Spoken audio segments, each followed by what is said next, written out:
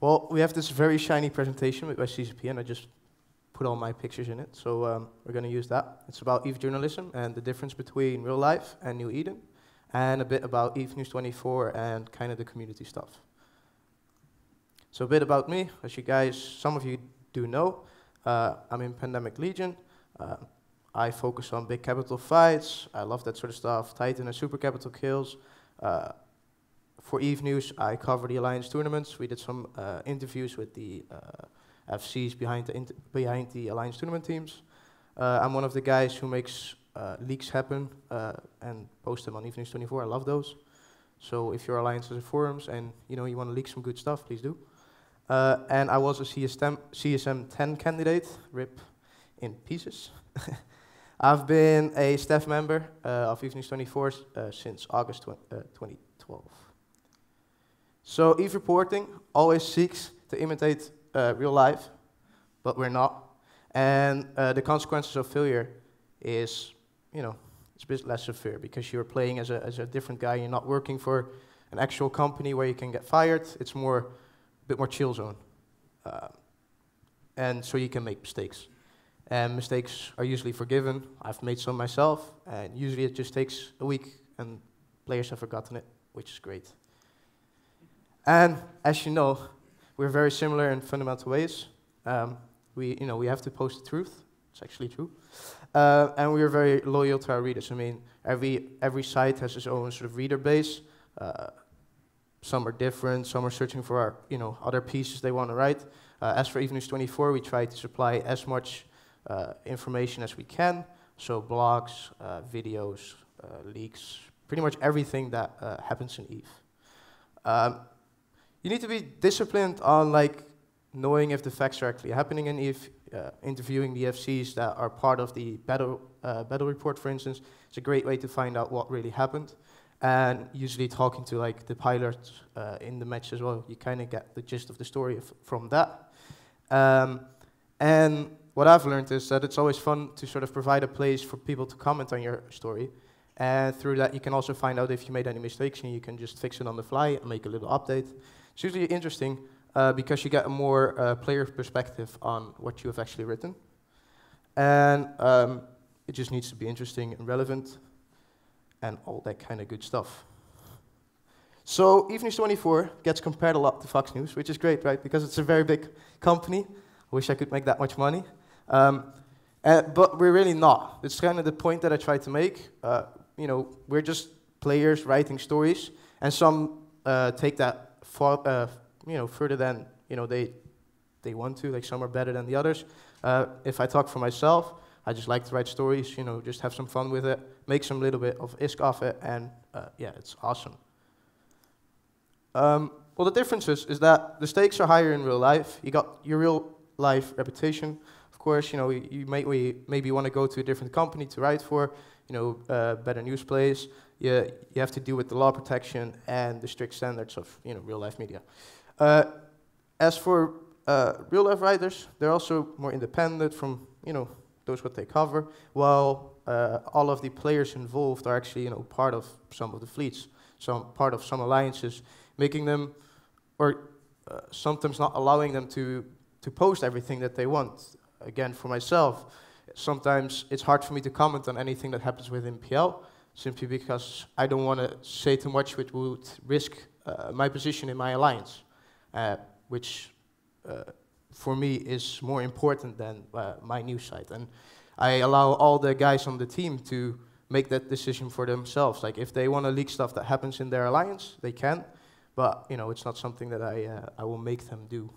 That's kind of the big point about that. EVE writers are also allowed, in my opinion, to take gifts. I've done that in the past where, for instance, I would write a story about somebody, doing a big heist, and he would just give me some stuff. In real life, that's often frowned upon, but in EVE, it's fine with me. I mean, if you can make some extra cash, why not? As long as you make sure that the story is written in the right way. EVE writers use fake names, which means that you protect yourself, and you can sort of choose what kind of face you put on your article. We know the examples: Greedy Goblin, or Goblin, for instance. You know, his face is really known as this one guy that writes, in some people's opinions, bad stories. But you know, in other opinion, like other people will agree with some of his points, and that's why it's different into real life as well. Because real life, it's you. You know, you're on the line. Well, you know, your Eve character, you could just always buy your mess and start again, right? So that's that. Shared information and entertain. That's really what I tried to say with the alliances as well. Like, you're part of it. And it just, you know, we share the goal to inform and entertain, just like any big Eve media or like any big media site out there. We try to copy it again in the best way possible. And this is kind of the goal for us as a news site, is to allow people to go to work, open their phones or sit behind their PCs and just read about Eve. You know, it's probably one of their big hobbies, and we allow them to sort of we allow them to have a place to go to and read the stuff they want to read. You know, we want to connect to people, sort of, and we want to promote the community, so stuff that goes on. It's always like, I don't always read all of the stories, because the editors do that a lot, but it sometimes surprises me as well when I'm at school or at work, you know, what happens within the community, and it's sort of fun to discover it in that kind of way and learn more about it. We got different methods. So the difference is that it's voluntary work. Often it's people stepping up for themselves to write stories. Some cases it gets compensated with ISK, but sometimes they don't. It really depends on what organization you're part of. I mean, if you're your own blogger, you don't really get paid because you don't have any advertisers and stuff like that. We'll go there after this slide. Eve reporters use information that is known at the time. Where, like journalists in real life, they can sort of step outside of what happened and go dig around. Well, the Eve players, it's more specialized people involved directly with what happens, which means that it can be harder to really find out what happened. So usually you kind of find out what happens and just make a global story, and afterwards you could kind of go in and talk about more deeply, like BDSR, for instance. When it happened, we had a big story about it, and all the sites had big stories about it. And then, like the week following, it just kept more details coming up and coming up. And resources are usually friends or people that you've met at Eve Meets and Fanfest, that help you out, providing with information. For instance, we have some big PLFCs who contact us if something big has happened and inform us. Same with all the other alliances, CFC. Alliances and stuff like that, and also just people that you meet. Sometimes they poke you and be like, hey, have you seen what happened here, which you would have missed if you're not part of that group, and that way you kind of get some fun stories written on your site. So there are different income models. So you don't really have any Eve site at the moment, I think, that has actual subscribers. So most of the sites get paid by sponsors. I don't know for all the sites, but talking for Eve News, it's EveBet, I Want ISK, RVB. They are actually pretty new, and we're very excited to have them. We got EOH Poker and Northern Associates. That doesn't mean that these guys are sort of getting treated any better than anybody else.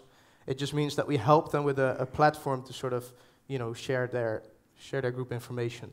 If they've got any special events going on, we support them with that. I think with I Want ISK, we helped him with a Titan giveaway or something. And with EveBet, we have done some fun stuff. For instance, at Amsterdam, where we gave out a pirate battleship pack. I think Northern Associates gave us a super carrier to give away. This year, I still have 140 bill to give away to people. You will hear more information here. Wait.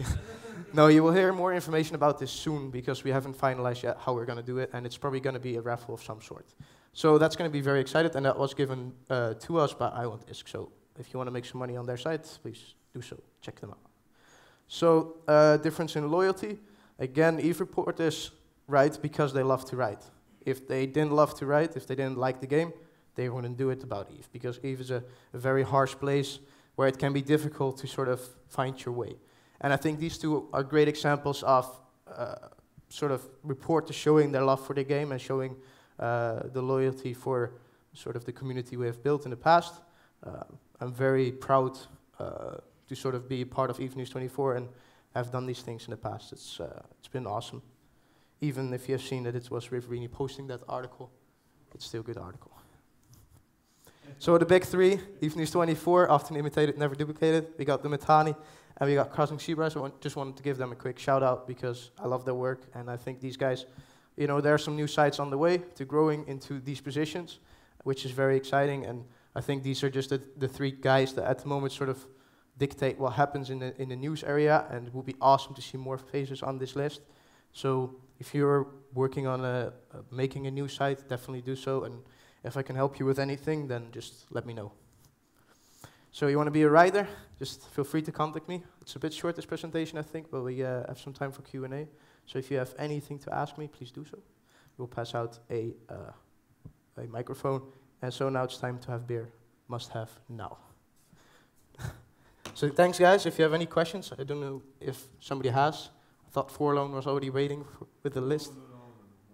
Anybody? Yeah, no.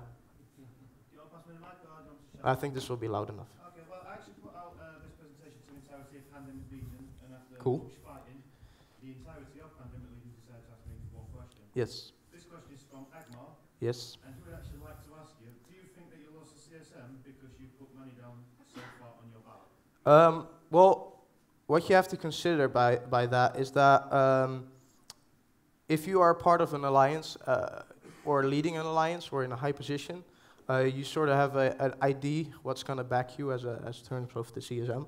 You kind of have an idea of the voting. And for me, it was different because I'm not the big guy in PL.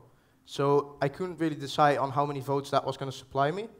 And so I sort of made I sort of looked at the people we had and thought, okay, so Manny will probably already get in because there's a lot of guys voting for him. So where do I need to place him sort of so I have places left that could generate me more votes in order to compensate, sort of. So it was never that I didn't want him in. It was always just to sort of help myself. And yeah, I think you can't blame anybody for doing that because, you know, if they want to get in, they got to do what they have to do. And in this case, I still showed my support. It was just that I wanted to get in as well, and that's why he was there. I mean, I changed up the ballot as well, where he was a bit higher after talking to the guys that were in front of him, and they were fine with it, they understood it. And I think that problem also came from the fact that, for instance, PL doesn't really have an actual ballot. And I mean, if you don't have a ballot, then in my opinion, you can't really complain that, you know, somebody is not following that ballot. So, hope to have answered your question. Don't tell me if it hasn't. Yes, mate. Okay, one of the things you said was that you gain reward for writing stories. Yes. But you also mentioned at the start that actually openness and honesty and integrity Yes. is important. Do you and all the other writers automatically identify when you have received a reward for an article you've written? Yeah. So that people can see if there's any bias? Yeah, definitely. Like we got two different channels, at least for Eve News. One with the writers in it, which also joined by the editors, and then we have a separate one with the editors. And before a article goes live, an editor always has to check it. And if it's too much biased in it, he will pick it up because, you know, that will be seen.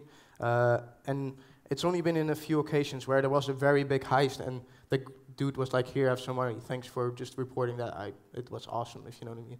Just to generate more content. So, I mean, I try to remove as much bias as you can, but you gotta understand when you hire players that there will always be a form of bias from those players writing the story. I mean, if you are in a fleet, you've joined it from one perspective and you write about that one perspective, then others will see it as biased. Well, for you, it's just the truth that you have seen happen. So yeah. Anybody else? Do you usually try and send reporters to things you know are going to happen in advance, or is most of it done like after the fact?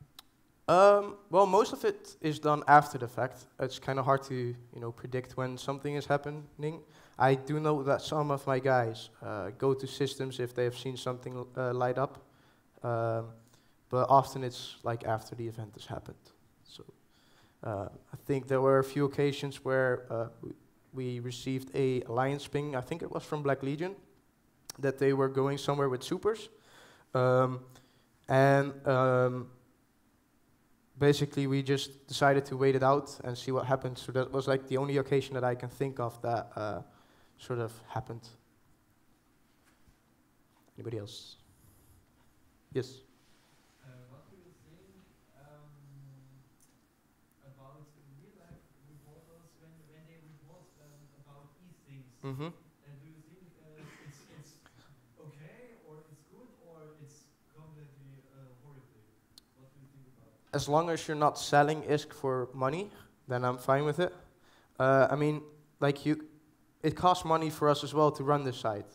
So, and like the advertisement, it's never that much that it sort of gets out of balance, in my opinion. I mean, why not, you know?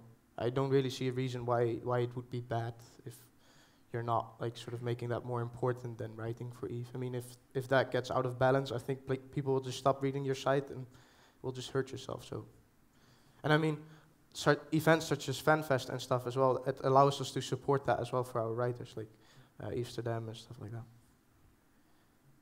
I know. I think you were waiting. Well, you said yourself, reference, obviously you've been a member of Pandemic Legion. Yeah. You're really not going to help me asking this question, I suppose. But you said you'd never let the fact that you're a member of said Legion get in the way of a story. Yeah. You know, you would back up Mhm. the Legion rather than Eve News 24. How close have you ever come to actually going, stop that, this is a really good story, and I'm going to go for it and just take the consequences? Well, never really. I mean, in PL, it's like whatever you leak, you're out, basically, you know. So that, like forum posts, for instance. I mean, I knew that when we abandoned all of these soft, that was a big thing, and we had contact with the FCs like Elise.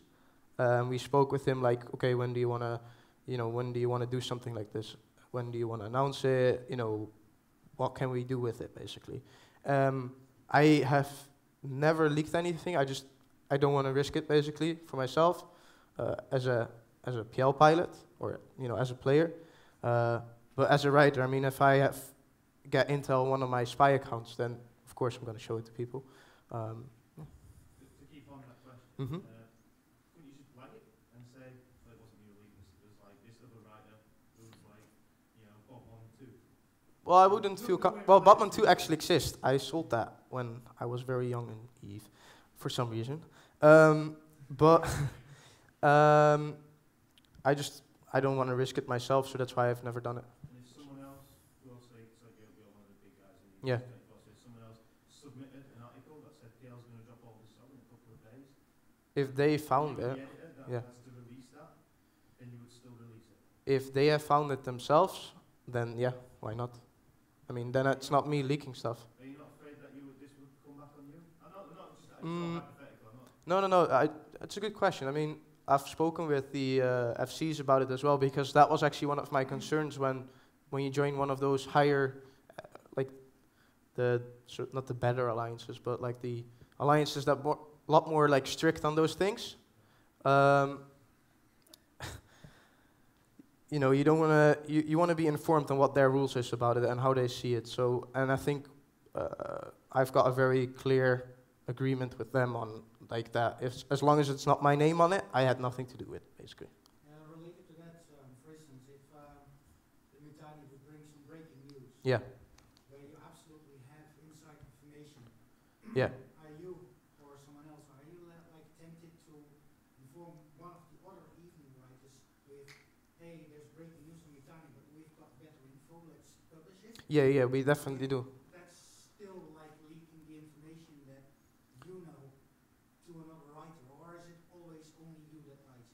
You never get in contact with other writers? I do. I talk with them a lot, but I don't go in that much detail. I mean, you can talk about an event without telling details, if you know what I mean.